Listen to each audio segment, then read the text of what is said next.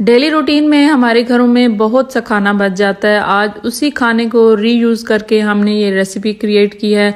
बहुत ही ज़बरदस्त और मज़ेदार से ये शामी कबाब आपको जो नज़र आ रहे हैं, ये हमने किससे बनाए हैं? ये लेफ़्ट ओवर राइस से बनाए हैं। बहुत ही ज़बरदस्त और क्विक रेसिपी है। बिलीव में कि आपके बच्चों को, बड़ों को, किसी को भी आइडिया नहीं होगा कि ये रेसिपी किन इंग्रेडिएंट्स के साथ बनी हुई है। आइए अपनी रेसिपी को क्विकली स्टार्ट करते हैं।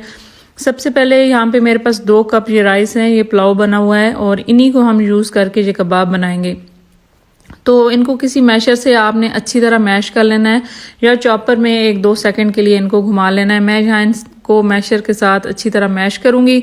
इसके अंदर 3 अदद आलू जो हैं वो बॉयल करके मैं इसके अंदर ऐड करूँगी और आलू को भी हमने इसी मैशर से अच्छी तरह मैश कर लेना है ताकि इसके अंदर किसी किस्म की कोई गुठलियाँ वगैरह ना रहें। आलू हमारे यहाँ पे अच्छे से मैश हो रहे हैं और चावल हमारे मैश हो चुके हैं।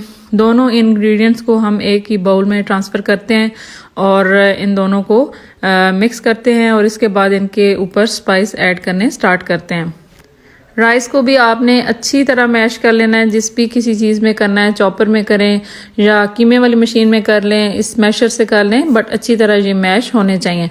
जहाँ पे थोड़ा सा पुदीना और थोड़ा सा धनिया, ये दोनों चीज़ें मैंने फर्स्ट स्टेप में ऐड कर दी हैं और नेक्स्ट स्टेप में इसके ऊपर जाएंगी जी ग्रीन चिलीज़। 2 से 3 ग्रीन चिलीज़ हैं, ये बहुत ज़्यादा तीखी वाली नहीं है। और 1 प्याज जो है वो आपने जिस तरह एग के लिए कटिंग करते हैं, बारीक छोटा जिस तरह भी है, वो आपने ऐड कर देना है। नेक्स्ट स्टेप में इसके अंदर 2 टेबलस्पून जो है वो बेसन मैंने ऐड किया है।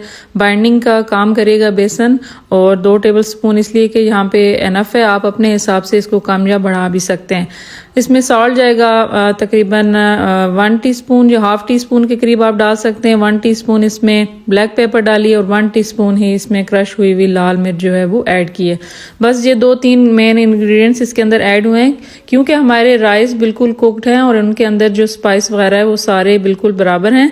तो थोड़े बहुत स्पाइस हम इसके ऊपर से ऐड करेंगे। अच्छी तरह आपने हाथों की मदद से इसको मिक्स कर लेना है ताकि राइस और जो आलू हमने मैश किए हैं वो अच्छी तरह तमाम मसालों के साथ जो है वो मिक्स अप हो जाए। तो यहाँ पे ये हमारा तैयार हो चुका है पेस्ट। इसके बाद हमने हाथों को थोड़ा सा ऑयल लगा के इनको कर लें और या गीला कर लें या हल्का सा ऑयल लगा लें हथेली पे, और बस इसी तरह आपने एक एक जो है वो कबाब की टिक्कियाँ जो है वो बनाते जानी है। बिल्कुल इसी तरह जिस तरह हम घर में नॉर्मल शामी कबाब की टिक्कियाँ बनाते हैं, ये भी बहुत इजीली बन जाएंगी। और आपने देखना है जो बेसन का मैंने बताया कि जो है मेरे राइस भी यहाँ पे बिल्कुल परफेक्ट थे और आलू भी बहुत ज़्यादा एक्स्ट्रा कुक नहीं थे। तो 2 चम्मच जो है वो बेसन ने बहुत अच्छा इनकी बाइंडिंग का काम किया और बहुत ज़बरदस्त ये टिक्कियाँ यहाँ पे रेडी हो गई थी। तो झटपट से क्विक सी इन टिक्कियों को आप सारी टिक्कियों को बना के रख लें। बिल्कुल सेम शामी कबाब की तरह आप इनको उसी शेप में उसी तरीके से बनाएंगे और बना के सारी टिक्कियाँ हमने तैयार कर ली हैं। यहाँ पे ऑलमोस्ट सारे कबाब हमारे रेडी हो चुके हैं।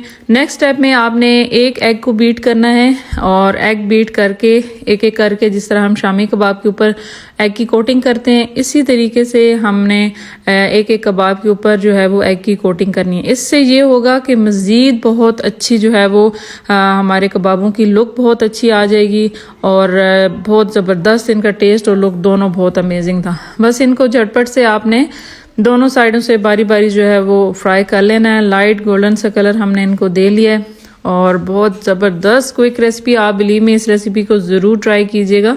आपके घर में ये सभी को रेसिपी बहुत पसंद आने वाली है। मुख्तलिफ खाने जो हमारे घरों में डेली रूटीन में बच रहे होते हैं, उनको अगर आप किसी थोड़ी वेरिएशन के साथ रीयूज़ करेंगे तो उनका टेस्ट भी चेंज हो जाएगा और बच्चे भी एक जैसे खाना खा खा के उतनाएंगे नहीं, और सबसे बड़ी बात कि आपका खाना वेस्ट होने से बच जाएगा। तो देख सकते हैं आप कितने ज़बरदस्त इनकी लुक आई है। इसी के साथ मुझे दीजिए इजाज़त। अल्लाह हाफ़िज़।